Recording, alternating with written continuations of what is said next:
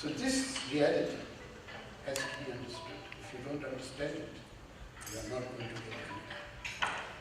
The second reality is that if you want equity, because without equity, you are going to have no peace. And for if you want equity, then planning for infrastructure has to serve the majority of the population. And in your city, the majority of the population is lower income and lower middle income. They have no housing, no education, no appropriate education. The polytechnics that were established in Nehru's time do not function. The vocational schools that were established in Bhutto's time are no longer there. You have universities, below them there is nothing. So you have more doctors than paramedics.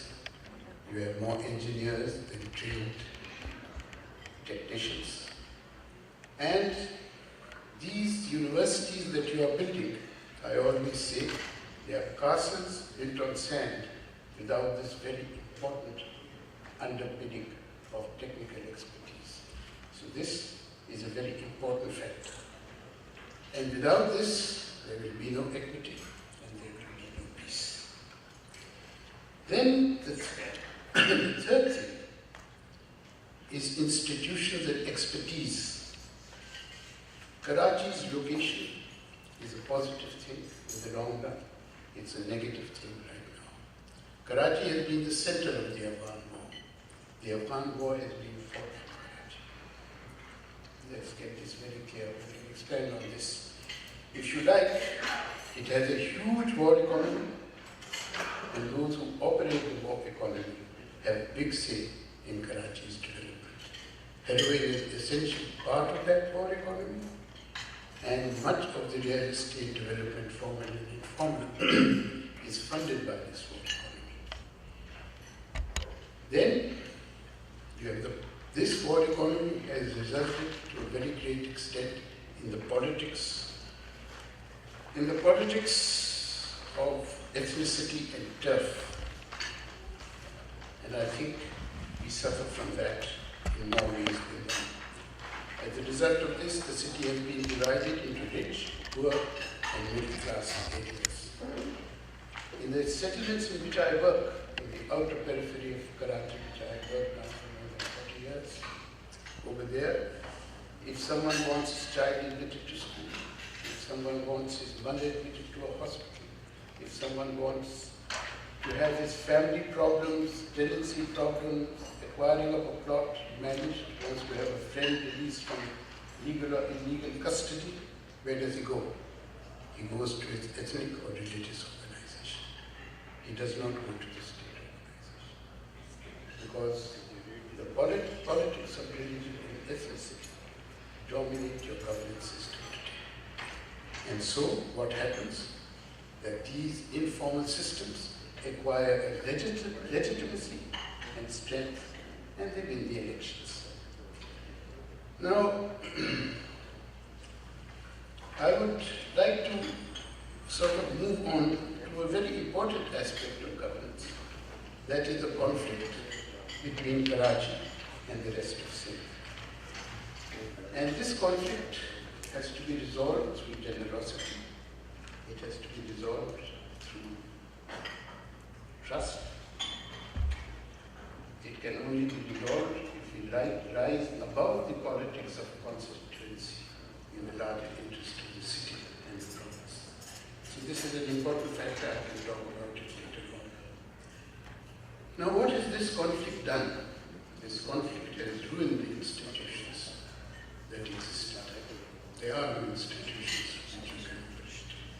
In 1989, when I evaluated the Karachi Development Plan, 2000, there were 32 highly qualified planners in the KDA. Today, there are only 11. Although the city is more than twice the population of what it was at that time. Then let's come to some other things. Fourth issue. Planning requires support from an informed public, media, and academia. There is no interaction. There are many reasons for it. It's not the fault of the government alone. fault of the academia and the media also. Then, fifth issue, how does Karachi vote? Till 1989, Karachi voted across ethnic lines. Since 1992, it has voted strictly on ethnic lines. And voting on ethnic lines means that you can have no consensus in the larger interest of the city. You have a struggle to keep your constituents, your ethnic constituents intact. And lastly, you need money. Now, you have no money, you have only loans. And since you have loans, you have no subsidies. And since you work through loans for projects, you have projects, but you have no planning. This was not so for the 1975-85 plan, which was developed under Yahya Khan's government in 1960. So these are the bigger aspects that I wanted to touch upon. But let me come to the other aspects. What are government plans today?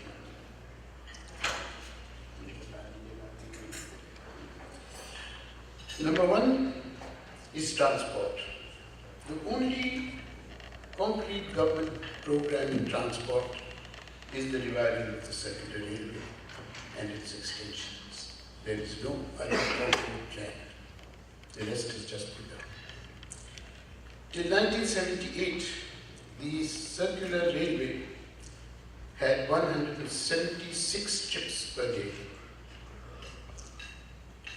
The Japanese loan is available for it. The project cost is a staggering $247 billion US, 93% of this is a loan. Phase 1 should be completed in 4 to 5 years if we begin work on it. The rest of the phases will require at least 15 to 20 years to complete. There are two issues here. Issue number one, the circular railway, when completed, first phase will serve only 0.75% of the commuting public. When it is complete, all the phases, they will serve 6 to 7% of the commuting public. For the rest of the public, you will require a bus system. Like in most cities, these mass transit systems, rail systems, cater to a very small population. In percentage terms, in figure terms, population is very large and very useful. The second issue is the high cost of infrastructure management and operation. Since it's a loan, you have to be paying. So we will be paying the real actual cost per trip will work out to 60 to 70 rupees per trip.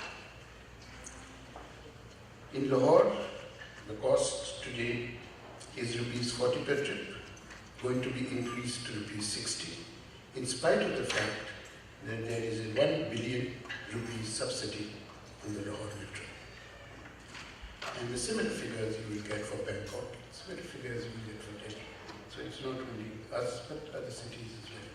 You have seen figures. There are various ways in which you can subsidize these costs. Through land use changes at the intersections where the road and rail network intersect. There's lots of land there. But to do all this, you need that institutions, you need the institutions of governance. And that is, I think, our biggest challenge. 2.5 million was set aside for the purchase of CNG buses. 500 were purchased. None of them operate today because the cost began at rupees 20. The operators now want rupees 45. City government is not willing to provide that facility to them, so they don't operate. And there is also strong opposition from the transporter mafia, who has never been consulted on these issues, without consultations with them, without an understanding with them, without give and take. It's not going to work. This absence of transport has led to three things. One, a phenomenal increase in motorbikes. because motorbikes are cheaper once you've invested in them, cheaper, quicker and flexible. In 1990, there were 450,000 motorbikes. In 2004, there were 500,000 motorbikes. Today, there are 1.4 million motorbikes and increasing. In addition, there are 200,000 small rickshaws called kinchis. And another very important factor is from the low-income settlements of the periphery of the city, people have started to come into the city and densify the existing Kachiyabadis in the inner city because it saves them transport costs, their women can work there, their children can go to school there, which they cannot do in the periphery. So it's a long issue, a long subject. I will also touch upon housing here to tell you the issues involved. There is a demand-supply gap. 80,000 is the demand, 30,000 is the formal sector supply. The rest is accommodated in Kachiyabadis, densification and industrial sectors. 62% of Karachi's population lives in Kachiyabadis, although some of them are very developed and evolved, they are not poor, but they have infrastructure. And these 62% of Kachiyabadis are about 20% of the residential land of Karachi. 81% of Karachiites live in houses of less than 80 square yards, and 2% live on houses between 400 and 2,000 square yards. So you can see where the problem lies. There is no government policy in housing, because after the neoliberal reforms that were carried out, it has been decided that people will access housing through the market. And the government has made steps to make that possible by microcredit available for house improvement on easy terms. They have also made very liberal loaning policies for house building. But people cannot access them because 72% of Karachi's population works in the informal sector. They have informal jobs. They have no collateral to offer and no job security. Consequently, they do not qualify for the loan. Now, the result is informal rentals in a very cruel rental system. Densification, 7 to 10 people living in one room, according to our recent surveys in many areas.